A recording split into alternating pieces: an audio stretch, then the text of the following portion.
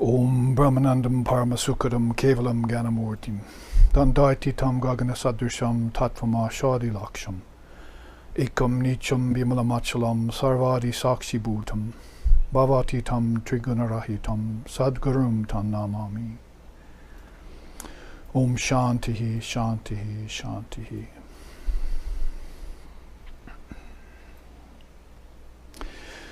We salute the leader of our soul, through whose grace our ignorance is dispelled, who is beyond good and bad, life and death, and all other pairs of opposites.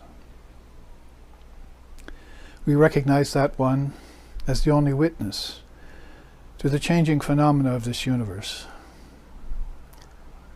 May we, through that grace, go beyond darkness and delusion and realize the truth in this very life.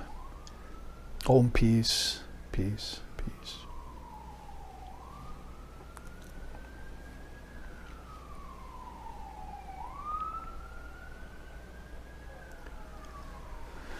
Om Satyena labhyastapassa yesa atma samyagyanena brahmacharyena nityam Antaha sharirehi jyotirmayohi shubraha yam pashanti atayaha kshina doshaha. Om shantihi shantihi shantihi. The Atman, the indivisible self in all beings and all things, is realized through knowledge, through moderation, through veracity, and through austerities. All of these constantly cultivated. When mental impurities dissolve due to this practice, then the seer beholds it everywhere, existing in everything, even here, in this very life and body. Om peace, peace, peace. Om Sahana. Om Sahana Vavatu Sahanau Bhunaktu Sahaviryam Karavavahai Tejasvi Navaditamastu Ma Vidveshovahai. Om Shanti Shanti Shanti. May Brahman, that reality, protect us. May Brahman sustain us, and may Brahman illumine our thinking consciousness. May we not find fault with each other, with the world, or with the teachings. And may what we study be a source of inspiration to us eternally. Om peace, peace, peace. May peace be unto us, and may peace be unto all. Om Hari Om.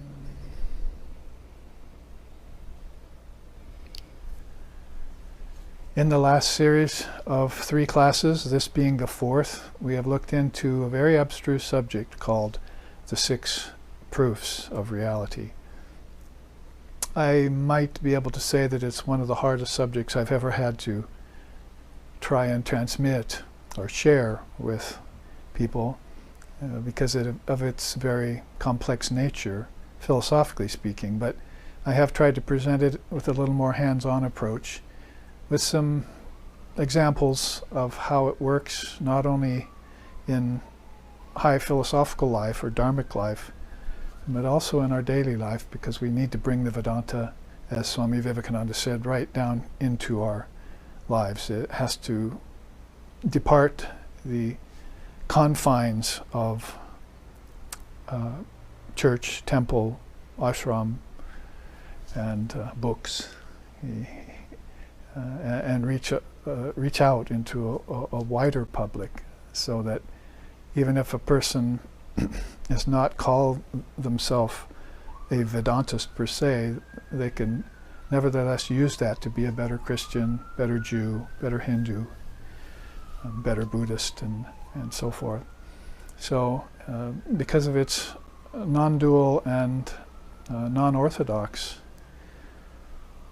essence, Advaita Vedanta is that one qualifying ingredient, you might say, in all religions, and helps to bring out the truths of all of them. And these six are no exception. In Indian philosophy, particularly, they do have their opponents, even in Indian philosophy. As you can see just by the nature of the chart, sometimes the Puranas will accept some proofs of truth. We didn't really look at them, nor will we probably look at them other than Atitya and Sakshi. Sakshi we will look at today, I hope. And there are other proofs of truth too. In fact, there's another 6-proof system, which I put the names of them in all these leaves on the original chart. And it was just making things more complex than they already were, so I took them out for the color version. But so we could concentrate on these main 6. And I couldn't find a 6-faced deity to make it quite work, but there's another face behind that one looking the other way, so don't worry. It will all work. And so we have looked over the last 3 classes into these particular proofs. Remember, anumana, which is quote unquote knowing after, is, I described that in a way that basically that's how people proceed when they come through the curtain of Maya and take on a body. We were talking about that even in the car today. A child is very naive and maybe will go up to a poisonous snake or stick their tongue out on a cold iron fence in Alaska when they're just real tiny and get stuck there. They'll learn by experience, which is more like perception, but we'll get to that today, right early off the bat. But it's also a lot like knowing after. And this applies to that level. It also applies to, say, the Adividyadaiva, the ancient wisdom of India, the original wisdom of, say, Samkhya, how to categorize things that you don't even know about, that you can't prove with the senses. That has to do with Anupalabdhi. We'll look at that even later on today in the class. Those are the 2 remaining that we want to look at. But I also want to try and look a little bit at Sakshi, at witness consciousness, because I think it's a very powerful one. And for most people with authentic faith, that's not just mere belief, as we say in Vedanta. Beyond mere belief is this rock-solid faith. Proof isn't really necessary. Proof of a creator, although Vedanta would call it a projector rather than a creator, because you can't create something that's already there. You just take it from an unmanifested into a manifested state, and it goes back to unmanifested state. That happens with nature, and it happens with your consciousness in deep sleep tonight when it comes back out of waking. So everything's coming in and out of these 2 phases, form and formlessness, if you want to put it that way, and or manifested prakriti and unmanifested prakriti, or awareness and non-awareness. This gets also towards the idea of proving something that you don't see, you can't experience with your senses. It takes a movement of the mind. And in a society or a culture that doesn't even admit that there's something called prana that moves our body and our senses, it's hard then to understand or communicate to them that there's something that also moves your thoughts. And you probably don't think that way about your thoughts. You fall asleep, and you don't pay attention. You don't discipline yourself so that you stay on board with these things. So from lifetime to lifetime, you need to pay attention and be on vigil, especially in this body, in this world, the Burloka. Or you'll fall asleep and you'll miss something that's essential to you. So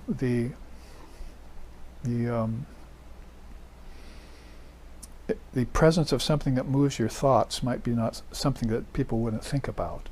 It's a way of proving the existence or non-existence of something that the senses can't apprehend. And it's one of our gripes or our complaints in spiritual life, is that since it can't be seen or apprehended, then science doesn't believe in it, or fundamentalist religion won't take it into account, or people won't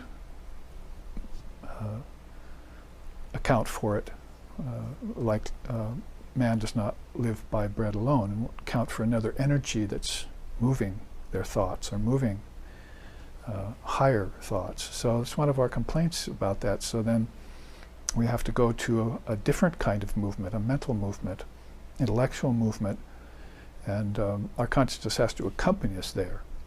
If it's in a mundane level, if it's stuck, or in a valley, why be so worried about, oh Lord, you have to lead me through the valley of death? There's no such thing as death. There's just eternal life. So how did you fall into believing such impossible things? You are that eternal life. You are that indivisible one. You're the darling of your own worship, Tantra says. Your own soul. But you have to draw the distinction between the soul Atman and the soul ego. People would come up to my teacher and talk about loving God, and he'd tell them, you don't love God, you love the ego. Your whole society is just loving the ego. Take a look at one of our seers, Sri Ramakrishna. Now we see someone who really loved God. We see how he acted, we see how he thought or didn't think, as the case may be, and we see how he accounted for everything that had an existence or everything that didn't have an existence, that was pretending to exist. There's a 4-letter word for that, Maya. It's not there in our tradition, but since it's not there, shouldn't we look into the word and then put it there in our tradition? There are things that exist that appear to exist that really don't, like the son of a barren woman. So, Vanjaputra, that's called in Sanskrit. Where would we find that, and how would we explain it to people here? Son of a barren woman. You'd have to catch somebody off guard with it by saying one day to them, oh, I was talking to the son of a barren woman the other day, and he told me that the house in the neighborhood fell down and caught fire. You have to string a bunch of things together and let's watch for a couple of minutes while they try and figure that out, you see. Because people aren't accounting for things that are beyond the senses. Yet the senses come from the subtle senses in dream. And those senses disappear into deep sleep, and that deep sleep, like everything else, is soluble into Brahman. And that's what Sri Ramakrishna said. So you'd have to look at him as an authentic and authoritative seer to find out that there were beings who did account for things. In fact, when they accounted for things that were not present in front of the 5 senses, and that were not objects in the physical sense, they thought those to be more real than these. Their inner states became more real than the outer states. The internal was the cause of the external. Purnamadaham, Purnamida, Purnat Purnamadachite. All those great chants that the rishis came up with. So, warming up to my topic, talking a little bit extempore about knowing after. We went through Anumana, then Uppamana. That's sort of like observe, compare, and conclude, we were saying. And we looked at the Vedic wheel for that, and saw how Brahman is like a grand wheel with one felly and one belt, and with 2 motions and 3 wheels. And we went on and looked at that as an example of Uppamana. And then we looked at Artapati, circumstantial implication. That is assumption as a way of progressing.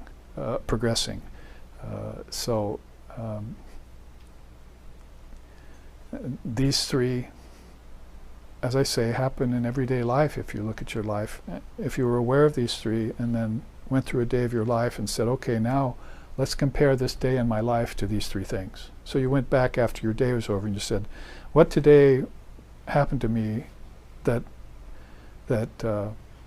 feels like knowing after? Or it'd be like saying, what did I learn today that I thought I didn't know? You see, be careful, you might go back to Anupalabdhi a little bit too early.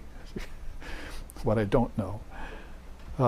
And then you have to say, when you sat there, what was it that happened to me that I can use as an analogy for the existence of higher intelligence, or the existence of Brahman, or the apparent existence of Maya? They go both ways. You have to prove the real and then disprove the unreal. But when you disprove the unreal, you're giving it a certain kind of existence, aren't you? Simply by thinking about it. There is a category called the unreal. That doesn't mean illusory like water and a mirage. It means something your mind conjured up that seemed real to thousands and thousands and millions of souls. And so then it begins to take on a shape, a form, a bunch of names, and it becomes very powerful. It begins to hold influence. Remember last week we looked at that yoga chart where you're supposed to look at the alambanas through 8 different points. One of those was the influence they have over you in your life and in your dream state and in your deep sleep. So the unreal never is, the real never ceases to be. Na asat vidyate bhavo na bhavo vidyate sataha, Krishna says in the Gita. So the truth about both of those categories has been known by the seers. So we looked at arthapati, assumption, as a way of progressing. Sort of like being on the fence and you're not quite sure, so you assume something to be true. If it's not true, you get your hand slapped right away. But if it is true, then you made a good choice and you can move forward. Even if you didn't make the right choice, you're shown the wrong way and you can move forward to the right way. So you can't lose, you see, when you use that as a proof of truth. And then finally we came to, last week, Shabda, verbal or written testimony. And that's a transmission of the wise, from the wise, in order to awaken us. So I want to jump right in there by showing you this chart so we don't, because we have a lot to cover today with these other 2 charts. So sticking with Shabda. Shabda really means sound. It's a whole path in India to divine reality. Shabda Brahman is a path to God through sound vibration. And of course the word would be at the very crux of that. In the beginning was the word, kind of idea. So you'd have to sit in the Garden of Gethsemane if you were one of Jesus' disciples, and you'd do that day after day, and he'd be telling you about the word and how everything comes from a vibration, and you're going to have to use that as a sort of upamana and an arthapati, right? You're going to have to assume that his words are real and true, that he has heard the word and seen the word, and there's a light coming off him, and he's actually the word manifest. He would say such things. And he'd probably then go on to say, you too are the word manifest. You just don't know it yet. Your body's vibrating, your energy's vibrating, your thoughts are vibrating. Isn't everything vibrating? The things you're sitting on are vibrating. And the world you're moving through is all vibration. So if you take into account this as a path, Shabda Brahman, or Anahata Shabda, they call it by different ways in India, then you're tracing origins back to the subtler vibration. Anaranian, you're going to a subtler vibration than you were, like swans are leaving lower lakes and going to higher lakes until they get to the most pristine lake, Lord Buddha said in the Dhammapada. So written and verbal testimony all has to do with the word.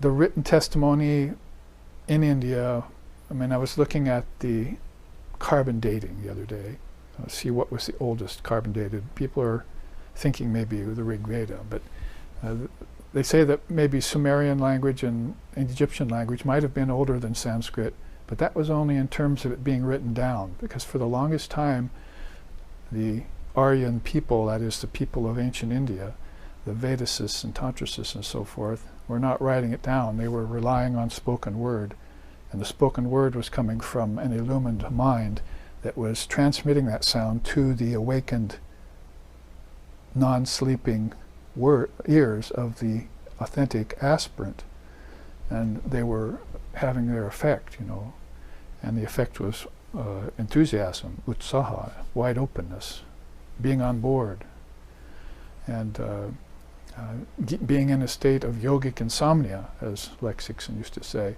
You had to practice that your whole life to get rid of old habits, colorations, and things that are in your mind, so that you don't fall victim to them anymore at all forever.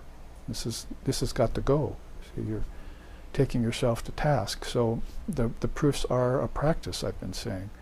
They're not just to say, oh, I see what they mean, now I'll agree with them or disagree with them. That's not, you're not making a good conclusion that's based on depth yet. You have to say, I'm on board with that and I want to know more. Now I want to get what?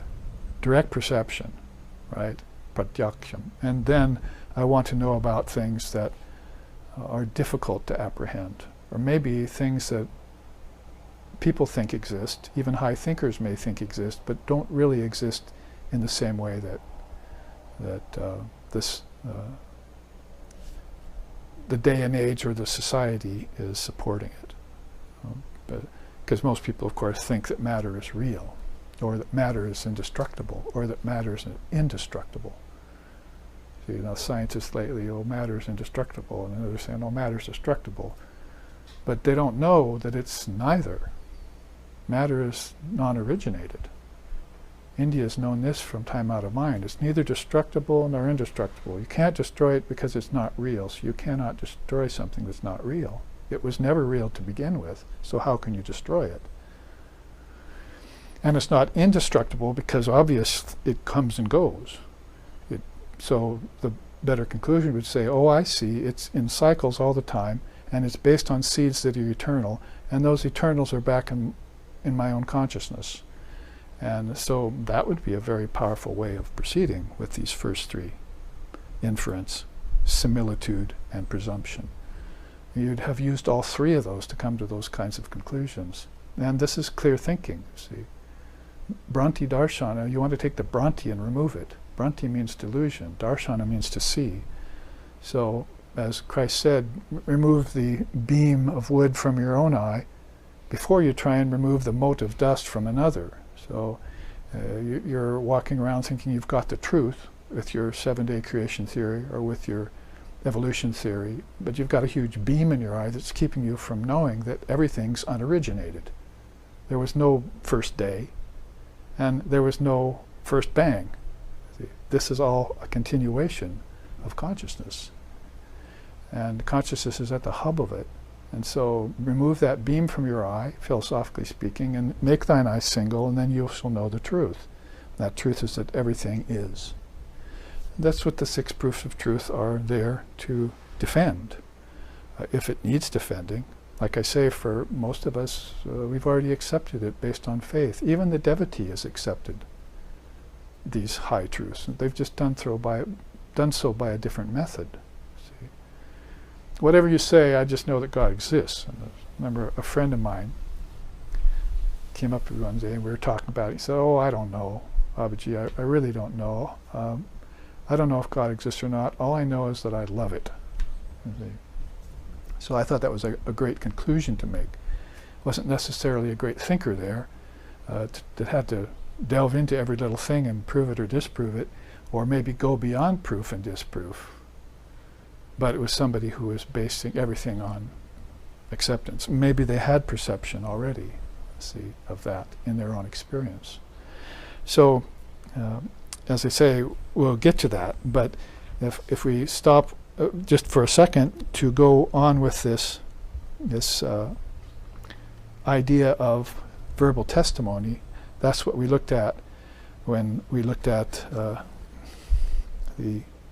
or that's what we'll look at more this class.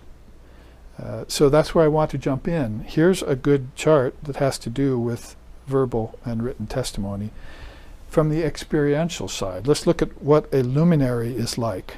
And this is how India has come to think of their luminaries. I've often said that, that India has seen many Jesuses, many Christs, and because illumined souls reach a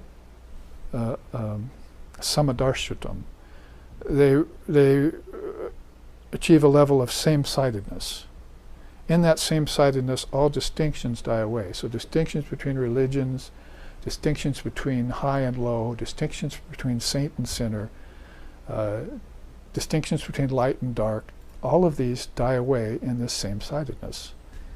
That's why Swami Vivekananda used to say, I don't believe in humility. Someone told him that maybe humility was the right path. He said, I don't believe in humility, I believe in same-sidedness, that looking the same on everyone as being the same Atman. That means the same Atman in quality and quantity, but not in realization yet. So it's not a fool's move by the naive person to think that everyone here is equal. All men are not created equal. He used to say that when he heard us say that from our Constitution, you see. That's a nice policy to adopt for societal behavior. Try and make everyone a little bit more equal to the extent you can do that. But really, you have to see that the same Atman's in everyone, but it's in a different manifestation. I was picking lettuce that had gone to seed yesterday in the garden, throwing it over the fence, and the cows came running, you see. And I was looking in their eyes, their beautiful brown eyes, as they ate this lettuce, looked at me and looked way back and ate their lettuce. And the same Atman is there in the cow as in myself, you see. Very same Atman. In fact, they're maybe even more peaceful than most people I meet. Vegetarians usually are.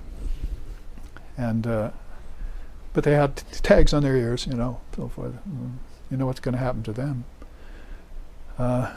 So this same-sidedness then is very important to the seer. And so let's look here at what the integral constitution of the luminary is like. If you can stay awake for this and be on board, we'll take this. Now, the Nirvana Upanishads, one of the minor Upanishads, Shankara didn't comment on it, but it's got a powerful name, Nirvana Upanishad. Because we know Nirvana is like Nirvikalpa or Satori in the highest experience. It says this: those qualified souls who are fit to study the Upanishads are protectors of the field in which I-ness is destroyed. That's no simple statement. See, where in the world, anywhere you go, are you going to walk up to someone and say, well, let's just destroy our personality, shall we? See, let's get rid of this rascally I. What are you talking about? This is how they enjoy. This is why I said they don't love God, they love the world. The personality, if it loves God, it gets annihilated. Haven't you seen the state of the seers and the saints, the munis and the siddhas, how they just become the not-self? Not-self is a good thing there. Not ego. They're not the small self anymore. And so they've graduated to a state of samadarshitvam, the same-sidedness, and like Ramana Maharshi, you see, or Sri Ramakrishna just sitting there, happy as can be without a thing to his name. Beyond happy. So, sorry I stopped there, but this is an interesting sentence. I mean, where do you go to find the field where I-ness gets destroyed? To the seers who have done it themselves. To them, all beings in the world are just pure consciousness. To them, talk about the uprooting of karmas amounts to mere words. For the illusion of I-ness has been cremated and spread about in the cemetery of self, of Brahman. For others, these luminaries represent a ship with which to cross the ocean of earthly existence. Right out of the Upanishad. The Upanishad is what? Vedanta. The Upanishad is Vedanta. So if you're a Vedantist, this is where you go, not only to destroy the sense of I-ness, but to get the Dharma first, see. Because the I-ness doesn't end up to be empty, it ends up to be full of all the knowledge that's ever been gathered by all these luminaries. And it holds you in good stead when you need to take a form, or when you have taken a form. So Nirvana Upanishad gives us that beautiful quote which I called out in my own studies to put at the head of this chart. The rest of this goes quick. Hang on to your dhotis, your hats, your four-piece suits, whatever you're wearing as Vedantists in this day and age, and listen to how they describe their luminaries. The ideal of a luminary is the final beatitude. They're thinking of formlessness with a capital F. Beings leave form, they drop their body, and they go into formlessness. Formlessness of what? Of the seeds of nature. Because they still don't understand that they've come out of formless state as a transmigrating consciousness. And they haven't understood that consciousness does not transmigrate. Then why are they transmigrating? See, because they have the seeds of this in their consciousness and they're watering them. They're watering seeds of gods and goddesses, of ancestors, of worlds, of food, of babies, of trees, of gardens. So they're watering all sorts of seeds, so of course they're going to come back to continue to do this. But the luminary is taking final beatitude, Jivan Mukta, I want to be a living liberated soul. Moksha, I want the freedom that is the very nature of independence itself. I want mukti, I want kaivalya, I want nirvana, name of the last Upanishad we just quoted from. I want asampragyata, the seedless state, final beatitude. The luminary of a heart is the river of immortality. We looked at the wheel of Brahman and saw how God with form has some strange eddies and currents and side streams in it that you need to be aware of in order to occupy the world of name and form. Sa, bija, or saguna, Brahman. You need to be careful of those things. But when you're talking about the luminary, talking about the river of immortality, they exist in that, and it's like fire that's consumed all its fuel. All the fuel of desire or coming back or seeds has all been subject to the fire of yoga. And so their very heart is that river of immortality. Flowing blissfully to kaivalya. That's the difference between the two rivers, or the two oceans if you want to call it that. Kaivalya Pragbara and Samsara Pragbara. It's been there thousands of years before Buddhism. Thousands of years, plus 550 before Christianity. The idea of bondage and liberation. This ancient idea in India, the Adi Vidya Daiva, the ancient eternal wisdom, that there are two rivers of souls flowing, one's towards freedom and one's toward bondage. So how to get people out of one river into the other, or convince them to leave the ocean. See, that ocean has dangers. There are sharks there. There's piranhas. See, my ocean is free of those things. It's just got bliss in it. Come sport with me. These luminaries, their preceptor is a realized sage.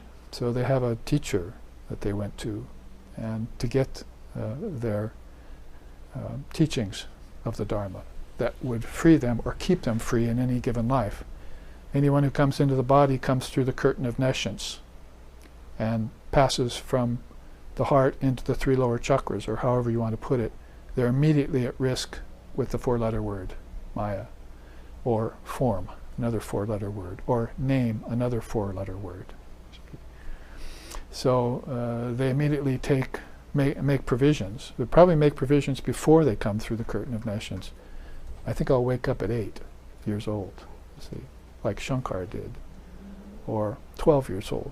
I think I'll leave home at 14, like Jesus did, to be away from people who are still caught in family conventions. Must be about my Father's business to awaken souls. So these beings, whether they're in India or later in the Middle East, even up to the very contemporary times, like Ramana Maharshi and Swami Vivekananda and so forth, they have a realized sage as their preceptor. They have a guru. They have a great teacher. They have a great ideal. Their activity is free of convention. So This is a good way of kindly eliminating worldliness out of the picture.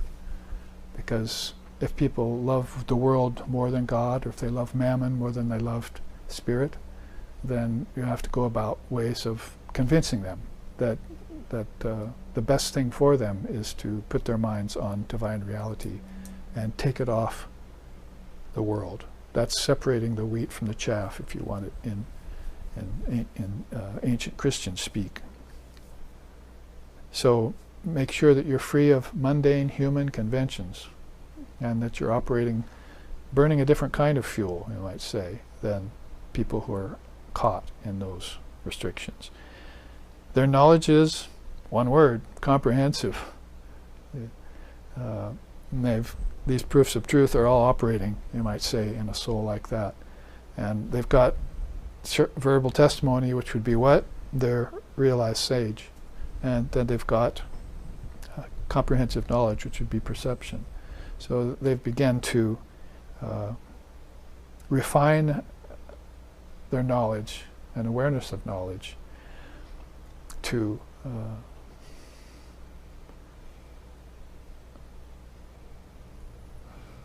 make their eyes single, to make their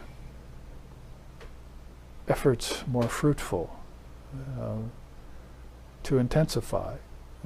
Remember, the founder of SRV associations used to call me and say, we need intensification and clarity. Those were his two favorite words, intensification and clarity. So we want to make sure that our minds and thinking process is clear, and that when we get clear, we intensify our practice around that. Because one of the teachings we've been giving over the last year or two in SRV is that you don't want to intensify an impure mind. It really goes along with that saying, be careful what you ask for if you're praying to God, because you've got an impure mind. That is, it's still attached to riches and pleasures and various things, and the world, conventions. And you pray to God, oh, please give me more of those, please give me more of those. And the Lord, probably in some high form, because the formless God isn't listening to you, the Lord in some formed sense is going, oh my God. See, He's asking for all of these things that are impossible, and it will be troublesome for Him. So then basically you'd want to clarify your mind and then intensify what this higher knowledge, Dharma we call it. If you intensify the teachings of virtue and vice, then you're intensifying or knowledge and ignorance, as Sri Ramakrishna used to say, then ignorance gets intensified along with knowledge. So you haven't resolved the issue of duality yet. Duality is on a very gross level, what to speak of on a very high level. So you're going to be in practice for resolving very refined dualities, like form and formlessness, or bondage and liberation later. But right now you're in practice for it by resolving these lower sets of dualities and making yourself free and clear of them. So that's comprehensive knowledge. Their observances, I'm going right down the list here, their observances are the restraint of the senses. They make sure and keep the objects at a distance. And they'll do that in different ways. I'll show you maybe later on the chart on the meaning of objects, which is an old war horse that we like to take up. But this is a good introduction to it. You might say, when they observe something, their main observance is restraint of the senses from the objects. They can move amongst the objects without any problem because of their detachment, and therefore keep them at arm's length, because the objects they know are risks. Risks by way of the assumption of fulfillment with them, and risks by way of seeming real when they're really nothing but vibrating particles.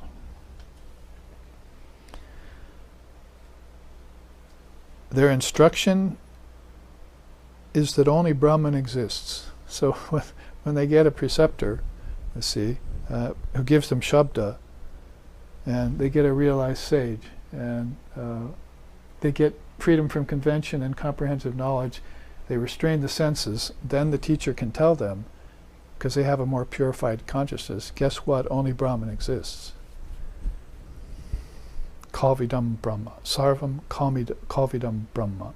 Only Brahman exists. Even I was thinking the Advaita likes to sing that sometimes. Brahmadayaha Suradaha Gatam Matra Shanti Svargadayo Vasatayaha Gatam Matra Shanti Yadieka Rupam Mamalam Paramartha Tatvam Gyanamritam Samarasam Gaganopamoham Gyanamritam Samarasam Gaganopamoham. In one of his verses, in the Advaita Gita, which everyone should read, he likes to sing that verse. In the Supreme Brahman, all the gods have merged. Therefore, all the many worlds and lokas that the gods preside over also melt away, because the worlds are a projection of the gods who oversee them, just like this world is a projection of 7 billion people that reside here. The three worlds are thus seen as a dreamlike projection. So I conclude, I am pure existence, wisdom and bliss, as boundless as the sky, infinite like space. What's he using when he says, I am like pure sky, infinite space? Right. He's using similitude. I am like that. See, don't ever think that, oh, I should be like the sky or I should be like the ether. Those are two of the 5 elements that are unreal. That is, they're gross. So you could be like them in the fact that you contain everything, like air. Air surrounds everything, and space contains all planets and so forth, ether. So you're sort of like that in that you contain everything, but you're not those things themselves. Those are actually come out of you as thoughts. Those are great thoughts when the Mahat, or Lord Brahma, thinks about space and thinks about air, you see, or wind, like Vayu. He's going to have a god, a projection of a god under him that's taking care of wind and air, see, movement. So these things bespeak of something much more subtle, especially if you're coming from outside in. And then you look at everything in space that gets peopled by planets and beings, and you say they've all merged into Brahman. For the Advaita, they've all merged into Brahman. He found them, he took them back, he dissolved them into their cause, which was the Word, and then he found the Word inside of himself, vibrating there. What's that mean? Shabda, Brahman. Then when he found the Word inside of himself, he dissolved that into Brahman. So, knowing the Supreme Brahman, one does not dare to place it in the context of divided or undivided. I'm chanting or saying the English translation of the verse just prior to this one. If one knows the Supreme Brahman, one dares not place it in the content of something divided or undivided. We can say it's undivided, but then you're limiting it. So he leaves that all free and open. He can use various ways to point to it, inference and similitude and so forth, but he knows those are going to have to be proved by the inquisitive mind, you see, possibly through circumstantial implication. The circumstances around you ought to waken you up to your predicament in Maya. They also should wake you up to what's the source of all this. The neti-neti and the iti-iti paths are this wide open to you. The negative teachings and the positive teachings are all wrapped into one. We'll get to that in a minute. So stopping there for a second to sing about what the instruction is. The luminary says only Brahman exists. That might be the only 3 words he'll use if you walk up to a Ramana Maharshi. You might write it on a tablet. You see. Why aren't you speaking? It's too much trouble to move my lips. It'll destroy the bliss I feel to speak, like Buddha under the bo tree, you see. Or the Ashtavakra said, it's too much trouble to open and close my eyes, so I just leave them half open and half closed in meditation. I don't want to come out and look through them anymore, and I don't want to shut them and not look through them anymore. I'll just stay in this one samadarshitvam, this one same-sided stance. So there are very high transcendent asanas, you might call them, which the wise adopt. Because they've adopted other things, haven't they? They've adopted a realized teacher, they've adopted comprehensive knowledge, they've adopted the practice, or the observance in their case, of restraint of the senses. Other people are practicing restraint of the senses. They've adopted that as just an observance. Their dedication is to their disciples. If you see them here, like Shankara would be a good example, then he's got his 20 or 22 direct disciples that were following him around India to the 4 cardinal places. Most of them had given up the world and had decided to become sannyasins, but there were some householders and vanaprasthas amongst them too, who were so impressed by hearing this young man speak and by all that he knew. It's like the 6 proofs in ready availability for them in action. So they followed him everywhere. Like Hasta Amalaka followed him, a great disciple of his. Their dedication is to their disciples, their protection like 12 suns hanging over them. I'm talking about deities there, great light shining deities watching over them. In fact, their protection is the presiding deity of all.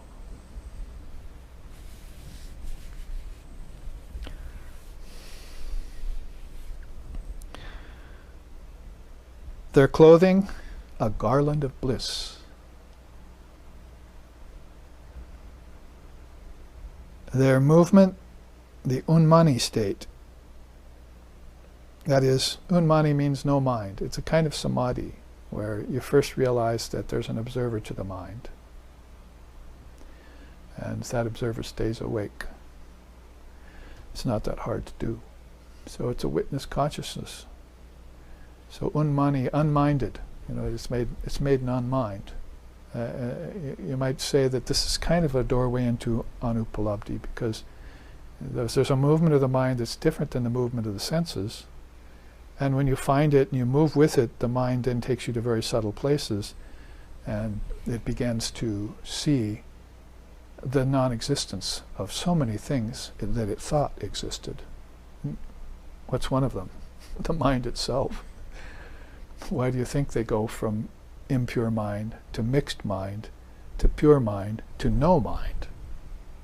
You start out with impure mind, right?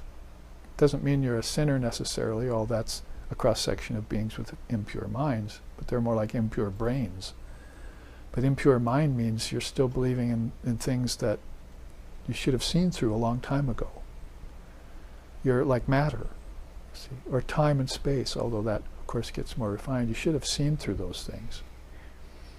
As if you went into deep sleep and time disappeared, you went into a coma and you weren't there for several years, and you came out, you could have said, well, what happened to time? And drawn some conclusion that, well, it had a beginning, middle, and end inside of 3 years of my life, and it goes away in deep sleep. But I'm not informing my mind of that and making a conclusion around it that time's illusory. We'll get more into that later. So the unmani state, Sri Ramakrishna had mentioned that as a kind of samadhi that he went to, when he got beyond the mind. And so he'd be witnessing the mind and its playing in the fields of the Lord. It's like the mind-ego complex. It'd be like, well, this is why earlier the Nirvana Upanishad said they're protectors of the field of the Dharma in which the I-ness is destroyed, right? So they're looking on the mind and watching it refine itself from impure to mixed, Shuddha, to pure, Vishuddha, or Shuddha, and then finally to no mind whatsoever, which you'll find talked about in Buddhism quite a lot. And Sri Ramakrishna and Buddha both really made the same statement about that. Pure mind is Buddha mind, and no mind, Brahman, no mind, that's Brahman. So you're in an unmani state. And then the presiding deity there is their protector. Their clothing is a garland of bliss. Their deep study, the revealed scriptures. So that's, of course, different than the ordinary scriptures. Aviveka and viveka is what you're supposed to have when you start the path. You should talk about things you should have known better, and we haven't in the West because we don't really have any revealed scriptures here. We'd have to go to another country for them, and we did, or Vivekananda would bring them to us. But the first thing you do is aviveka and viveka. First you do it around the guru. Oh, is that teacher an authentic teacher, or is he just teaching me ordinary things? Is he speaking about Brahman and my relationship to Brahman, or is he just making me happy with the world? That's a clean-cut distinction between a true, authentic teacher and one that's not. The next thing you do is to the scriptures. I'm studying the revealed scriptures, or I'm looking into these scriptures that are a mixture of sugar and sand, Sri Ramakrishna used to say. So I leave off those. They mixed things up for me, you see. And I made false conclusions and mixed conclusions about them. So I go to the revealed scriptures. That's their secret. And we've looked about that, secrets to the revealed scriptures. We've looked at that chart many times in the 25 or more years that we've been looking at teachings of the Dharma here in SRV. How scriptures, that's one of the secrets of India, is that the revealed scriptures are held sacrosanct. First they have them. It's not just one book, like many of the religions of the world, just one book, see. But in India you'll find that there may be one book, or in the case of India, 3, Prasthanatrayam it's called. They really revere the Upanishads. That's Vedanta. They really revere the Bhagavad Gita, and they really revere the Brahma Sutras. That's called the 3 great landmarks in scriptural history. And I think they're talking about of the whole world, not just India.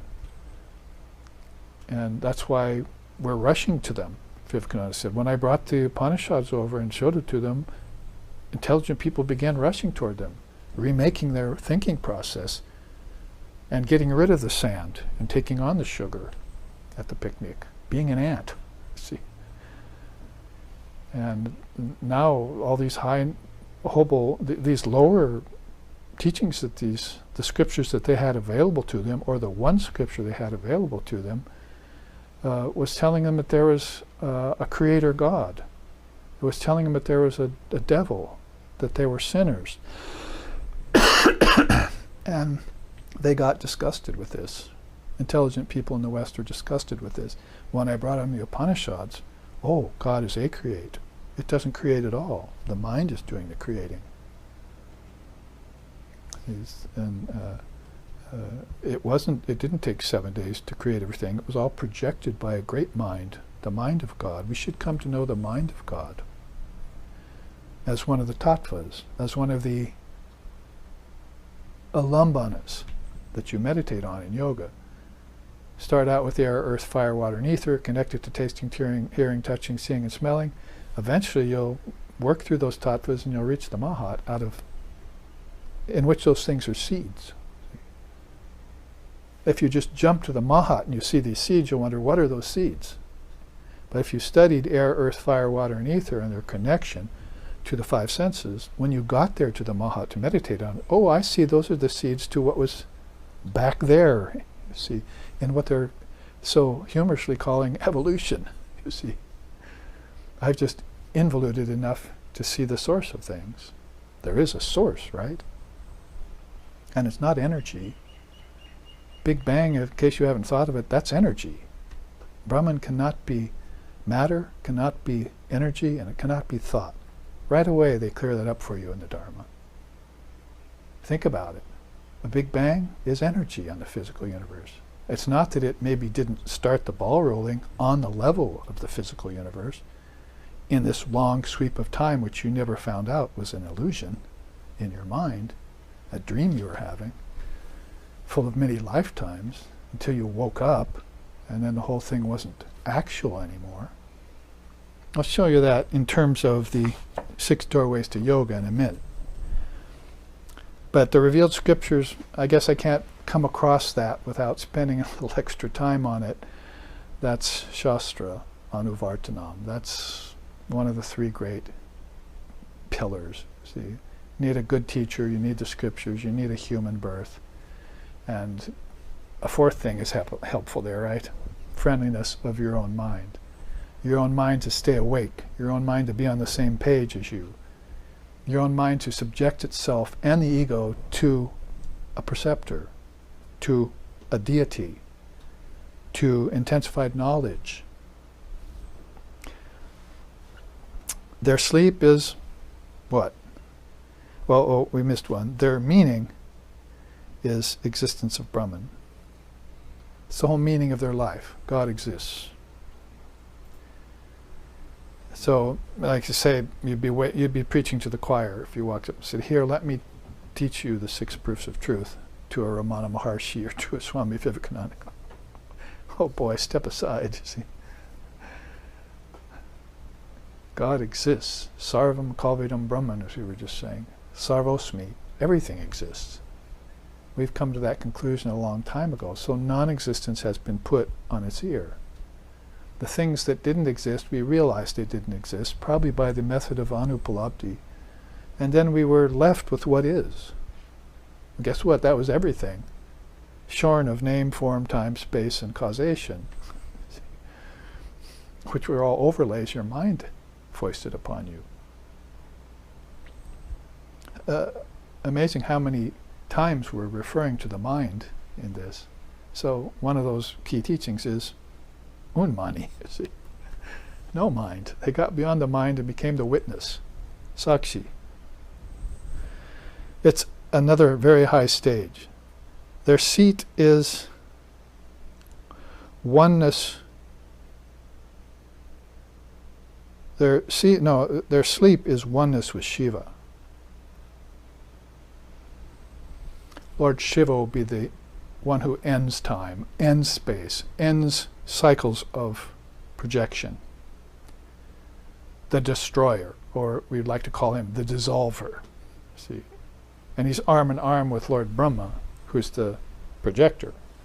You see? So they're all linked together. As soon as Shiva dissolves it, there'll be pralaya, it'll be emptiness for a while. Brahma will wake up, project Vishnu out of his navel on a 1,000-petal lotus. The seed words will be given to Brahma, and the whole thing will start again. What am I using when I give you that teaching of the Trinity? See? That 1,000-petal lotus with all the seeds, different worlds and all that. That's just inference, you see, and example and metaphor and similitude and Shabda at the same time, isn't it? It's in the scriptures that this is the way the Trinity works. And there's a Trinity in different religions too, that you have different names for. Interesting to put Father, Son, and Holy Spirit, together as a kind of Trinity and see what that means in Vedanta.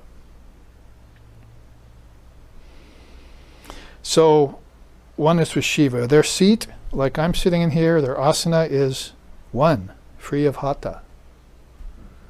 So they have stopped shifting, because the shifting could become a habit in a materialistic person. in a person who's decided that God does exist, but they don't know how or why or where it is. And they say it's in myself, but they haven't located it yet by any technique. One person wrote to me and said, "It seems to me like you spend too much time on technique." I said, well, you know, in a culture at a time when no one in the whole country is practicing a technique, yes, we should concentrate on technique. My teacher said, most important thing here, method. That's the technique you use to get yourself free of darkness. And you can do it. It'll take you 6 months if you really, if you make your knowledge comprehensive, it'll take you 6 months to clear up your mind's thinking. Especially if you go to a realized sage. You're sick, you go to a doctor. You've got a court case, you go to a lawyer. So if you've got a cloudy mind, philosophically speaking, who are you going to go to? Who are you going to call?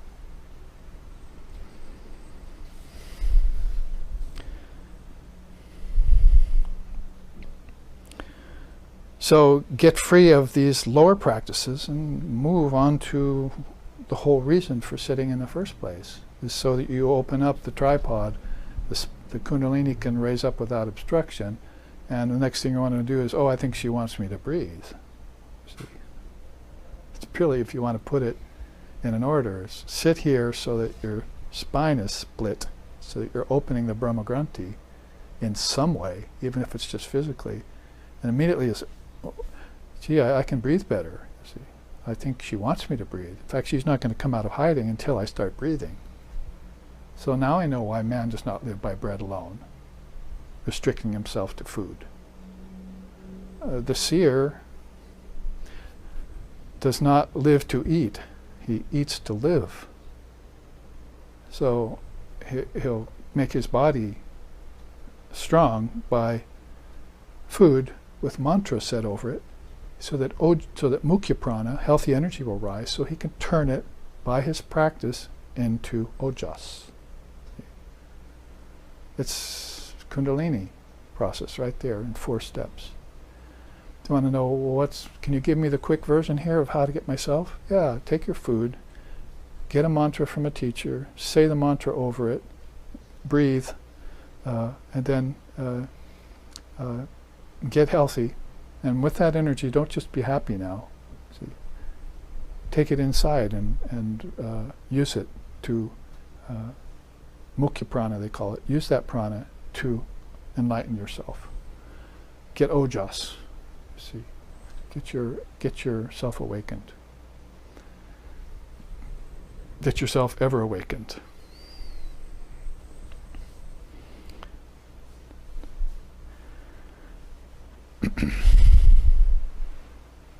Their bliss is free of the gunas. So they got rid of, or got beyond, slothfulness, restlessness, and balance, happiness. And they got to a state beyond the gunas. It's called trigunatita. Their compassion is divine sport. It's an interesting way of putting it, isn't it? That, they're having so much bliss there. Look at them. These free souls frolic around dancing, happy all the time. It really makes me sick. I'm down here suffering, you see. But that's their compassion. They want to show you what's possible for you. And you're not going to listen to them, so they'll demonstrate it. See? This is compassion in action. It's not that their compassion is to get rid of your suffering. Your suffering helps you do that. See? It's their compassion to be in ecstasy, to show samadhi. They're doing that for you. And their renunciation is divine sport. Oh, actually, I didn't put that together quite right, but it works. Their support is the Blessed Lord, and their compassion is divine sport. Oh, I did put that right. Good. I just missed one, didn't I? Their support is the Blessed Lord. Then their renunciation has results, and it leads to separation. Separation from what? Nature, the form-producing machine. when they renounce everything externally and internally, and they dissolve it all into one state, at that point they're qualified and ready to separate themselves from being reborn again, which is done in nature, unmanifested, manifested nature. They can take those seeds and burn them over the fire of yoga, so they don't have to come back again. It's their choice now. If they come back, some of this is what they will take up, see. But they don't need to. If they come back, maybe they'll want to sport in front of you. Maybe they'll want to be a teacher to help you. They'll have different ways in which this is accomplished, but it's done in freedom. It's all done as a movement in a free mind, you might say. Their sankalpa is divine. Their sport is divine. Finally, their apt conclusion, existence is. See, existence is. It'd be like saying, as we wrap up this chart, and maybe we should wrap it up by saying this final quote on the chart. Final quote on the chart is, just as to an owl the sun is dark. Oh, there we go. You see. Just as to an owl the sun is dark, so also to an ignorant person there is darkness in Brahman. But Maya has gone away from me. I am pure vision. Samadarshitvam. I know myself without a second. Brahmadvitiye. Brahman has no second, so I know myself as that. I have ascertained the highest truth. A wise man always abandons poison and favors amrit. So you're not giving up poison for sugar, for sweetness. You're giving up poison so you can have amrit, the nectar of non-dual awareness. That's beyond any ambrosia you could taste with the tongue, even in dream or in heaven. Beyond that ambrosia is this amrit. So they end nicely here that their apt conclusion is that existence is. And if you wanted to sing about it nicely, you might say that.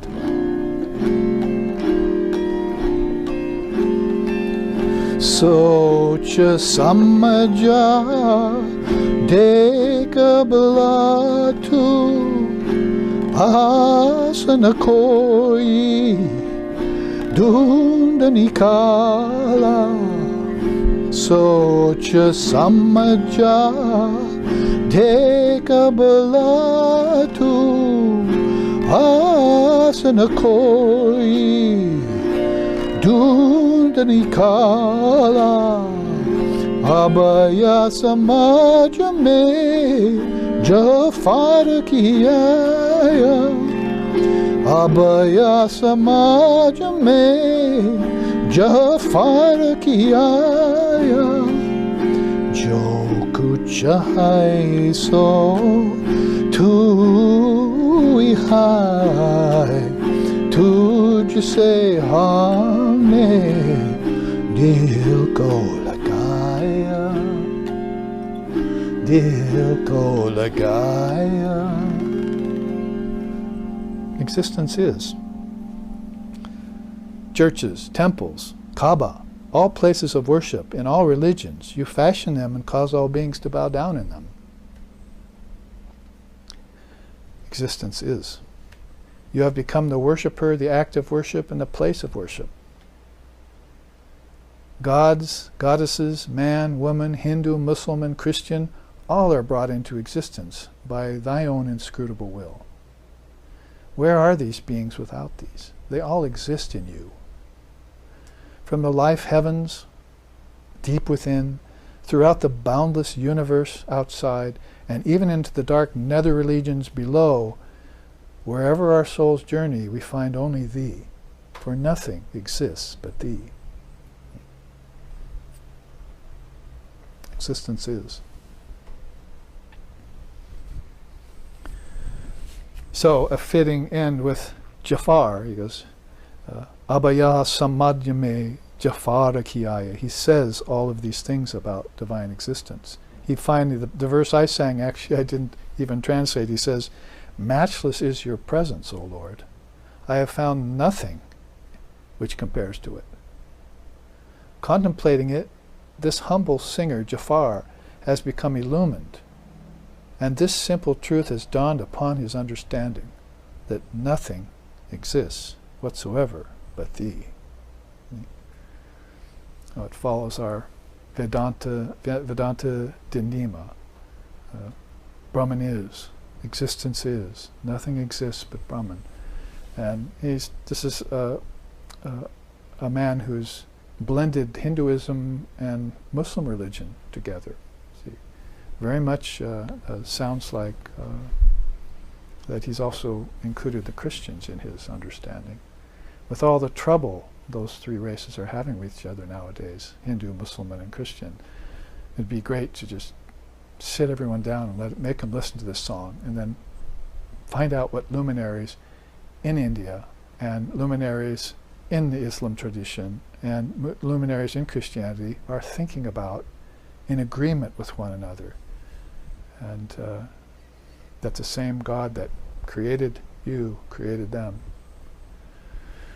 So we might, as Vedantists, take a little exception to that word creation and give a little slant on it to see how everything is a projection of the great mind, and we'd find our way back to that source and then merge that in the word and merge the word into Brahman. So that's where we should go next from Shabda, this verbal testimony. I think I have covered what I wanted to cover in that. Let me see. Oh, one more thing, which will actually be a little bit of a fun here for you, is in terms of Shabda, verbal testimony, let's look real quick at these different religions coming out of Jafar's wonderful ghazal there. It's called a ghazal. It's just this semi-classical spiritual song of India. We get this, one of these Mahavakya. I've actually made three of these.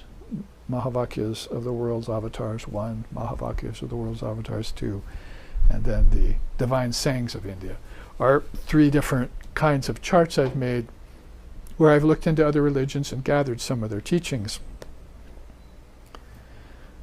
The tradition relates, that's the Vedanta tradition or Vedic tradition. Our tradition relates that there were 71 teachers from Lord Kapila to Shankara. Okay, Kapila several thousand years before Jesus and before Buddha too, all the way down to Shankara about 700 AD. 71 different teachers in that period. And from Shankara to the present day, a lineage of 76 other teachers has been enumerated. At approximately 1400 BC, 1400 BC, the Brihadaranyaka Upanishad enumerated 66 generations of teachers up to that time.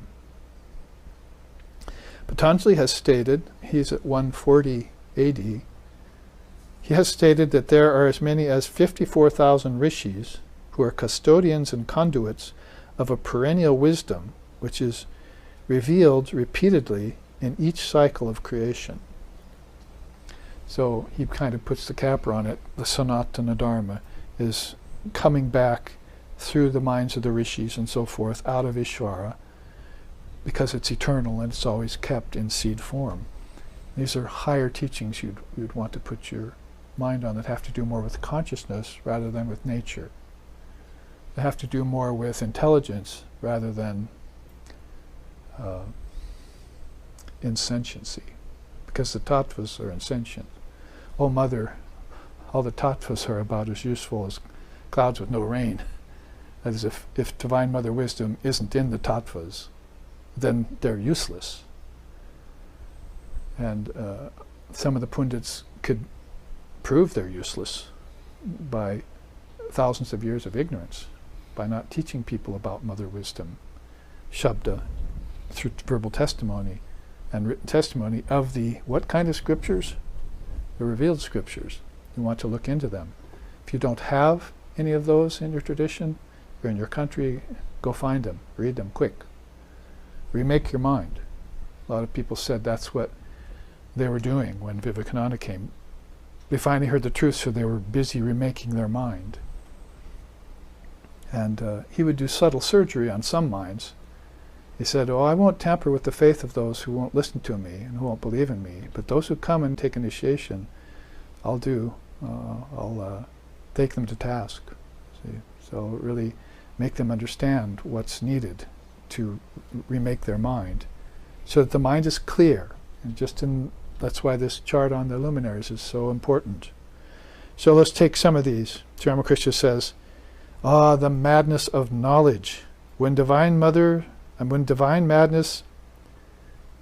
let me start over. The madness of knowledge, the divine madness of love. When dust is raised by a storm, all things look alike. Just so, when these moods come upon me, I see no difference between Brahman and the world. That's why we like to sing to him sometimes in that regard.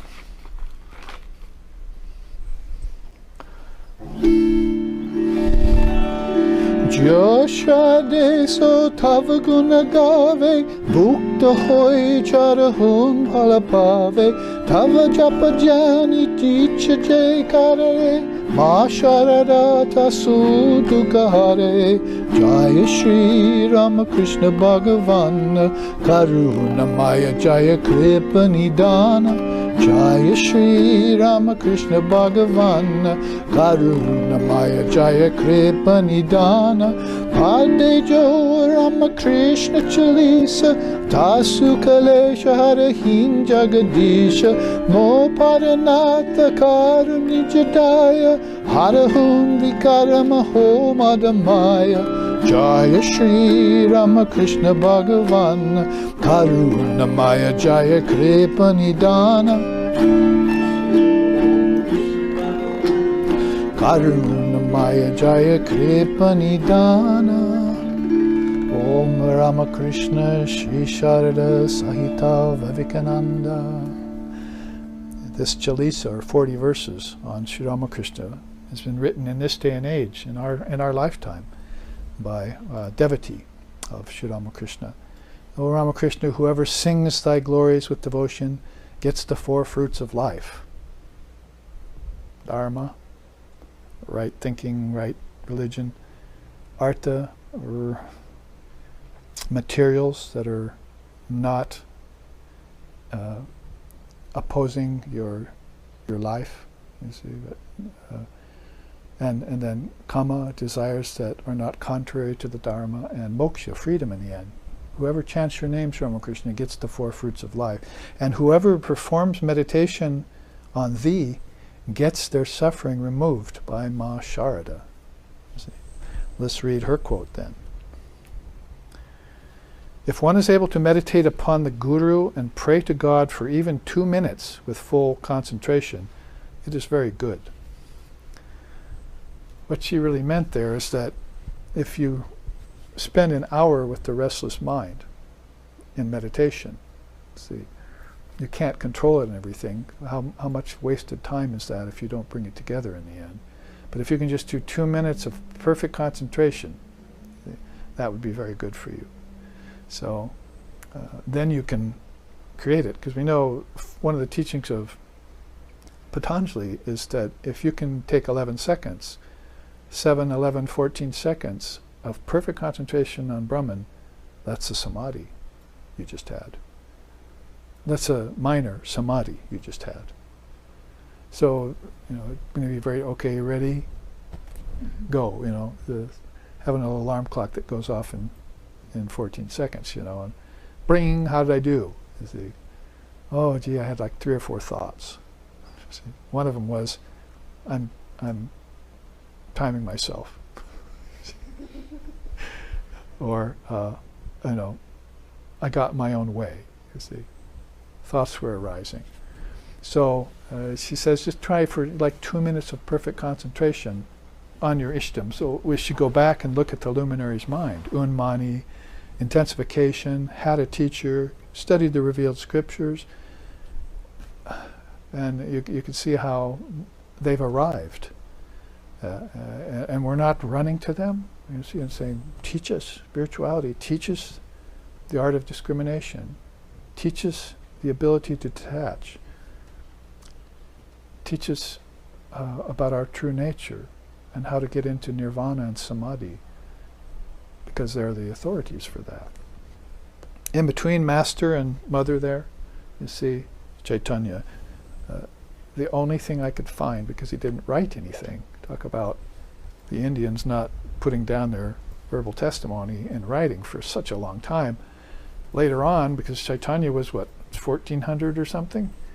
He was supposed to be the combination of Radha and Krishna conjoined in that lifetime as an avatar. So here's one thing I found that he actually sung. It's sort of like Vivekananda. He didn't write anything. I don't know if any of all of you realize that. He wrote a few songs, like Chaitanya here, but he didn't write anything. It was taken down verbatim. So you can't go up and say, if you have this idea that, oh, book learning, is not that great and it's limited and so forth, so I'm not going to read Vivekananda's books. I'm sorry, he didn't write those. They were his words taken straight from the horse's mouth and put down by stenographers when he was here alive. All his lectures and everything. That's what the complete works of Vivekananda are. So you're picking up a living testament, not a book. You're getting straight Shabda from the horse's mouth, and he knew, or maybe the cow's mouth might be a better idea, was putting it, but he knew all the scriptures, and he had very excellent English, and that's why Mother sent him here to the West, to make sure that we got an authoritative version of Indian Dharma first in 1893, before all this rush of questionable things came upon us. So I'm just saying then that Vivekananda also wrote a few songs. We could sing them for you, but he didn't usually take up the pen, you see, and maybe a couple poems and songs, but he wasn't there writing books and putting it down into pen. So much like the Indian tradition, their style is to transmit it straight to you, oral tradition. So here's what I could find out, something that Chaitanya said for a quote: "One should be more tolerant than a tree, devoid of any and all sense of false prestige, and ready to offer sincere respect to others. With this pure state of mind, one can chant the holy name of the Lord constantly." Couldn't really put it much better from what we just said in the teachings, right? Because even, you see, you intensify your impure mind is maybe going to bring up some problems. So he's saying here, if you can get rid of these impurities by practice, and then chant the name. So it's like Krishna saying in the Gita, knowledge is the great purifier. So get rid of your ignorance with knowledge, and then, your love will come up. Higher wisdom will come up, unimpeded and undistorted. So it's a way of proceeding it's very powerful. And here is Vedavyas's way of putting it. Mind flows two ways, towards beatitude and towards evils. The former courses along the domain of discernment and merges in the reservoir of isolation. The latter enters the swamp of worldly transmigration. So low thinking brings more of the same and worse. But this beatitude that we just saw the Seers are always contemplating in that last chart courses towards the domain of discernment and merges in the reservoir of isolation. That's Kaivalya. You get isolation from all things impossible, from all things fantastic, from all things mystical. Vivekananda used to say that. The mystics as a class, I don't trust them. They're trying to hide things from you. We want this out in the open, you see. And sure, there might be some mystical things about it, but these mystical things aren't the same as this mystery mongering, which everyone's involved in, as if nature has some secret for us. The only secret nature has for you is that it came from within you. You projected that. That's the secret. So turn around and take account for it, you see. Do it through the fives. See? Or do it through the threes. Out of your dream state, where the seeds were, out of the deep sleep state where your seeds were, came the dreaming state. You made the seeds into some sort of dreamland and sported there. Then out of the dream state came the waking state. You made the seeds further into solid objects and you sported amongst those. And you'll take and return that process every 24 hours, or every in-breath and out-breath, or every meditation and its inception, its beginning and its end, or every lifetime with birth, life, and death, or every cycle, kalpa, where everyone is doing this. So there's no secret in nature. It's in you. That's the secret. Kingdom of heaven is within you. So the seers have always been, long before Christ was saying this, of course, in the Middle East. In the Far East, they were saying this all the time. Buddha says, that one in whom is born a sublime longing for the ineffable, whose mind is permeated by this deep yearning, such a one is called by the sages and seers, one bound upstream. So to the ocean of Kaivalya, or separation from nature, out of the stream of objects and forms and names and mental projections, even as fine as they are at the Mahat level, beyond that they're bound upstream, inward. So here's 5 examples here. 2 of them from our modern India, 1 from ancient India, 1 from Chaitanya, and 1 from Buddhism. Let's look then at another. Unwavering illumination of discriminatory wisdom is the way of nullification of all negativities. They are eliminated via observance of the limbs of yoga. Well, we know that Patanjali wants to practice the 8 limbs of yoga. That's a technique. That's a method. And that kindles the fire of yoga that's already within you. It's just been dampened. See, the ground is wet, so the spark won't start. As Ramakrishna used to say, the first flake of snow, it might snow for an hour, but the ground's been wet from the rain, so it's not sticking, you see. So dry up the ground and then watch this big heap of snow mass gather on that ground. So to accumulate this knowledge, you have to make a ground that's ready to accumulate it. See, accumulation of knowledge is one of the 3 liberations in India. You'll get so much knowledge going in there, it'll finally burst the ego. And the ego will say, "Okay, you know more than I," and it'll die. It'll see the Atma and say, "Oh, I can't match you. I'm going to die now." Poof, like a balloon with too much air. So that's one of the 3 kinds of liberation is knowledge. You can also do it by detachment. No. Finally, the ego doesn't have any. You're not feeding me, is he? So it'll be the opposite of exploding. It'll contract to nothing, you see. Poor ego. But the ripened ego, you see, and that's the other liberation. It's the liberation of the path of liberation itself, moksha. So those are 3 kinds of emancipation.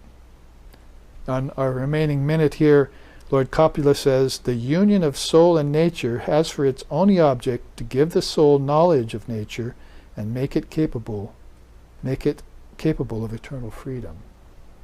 We were talking about that even recently in our drives, about how does knowledge proceed from action. So it's a good way that Copula would explain that to us.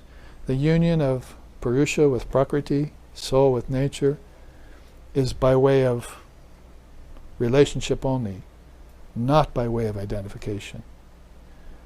So again, if you knew that all of nature came out of you, you would keep yourself distant from it.